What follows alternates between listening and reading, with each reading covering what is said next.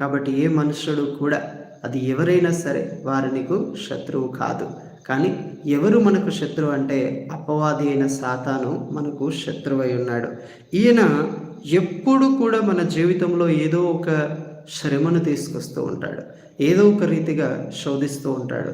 ఏదో ఒక రీతిగా బలహీనపరుస్తూ, ఏదో ఒక రీతిగా దేవుని మార్గము నుండి తప్పించడానికి, దేవుని యొక్క ప్రణాళిక నుండి, దేవుని చిత్తము నుండి మనల్ని తప్పించడానికి ప్రయత్నిస్తాడు.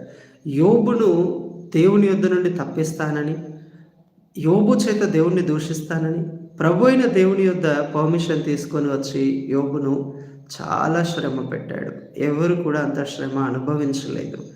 ఆయన అంత శ్రమ పెట్టినా కూడా ఒక్క మాట కూడా దేవునికి విరోధంగా మాట్లాడకుండా, యెహోవా ఇచ్చెను, యెహోవా కొనిపోయినని దేవుని మార్గము నుండి యోబు తొలగిపోలేదు.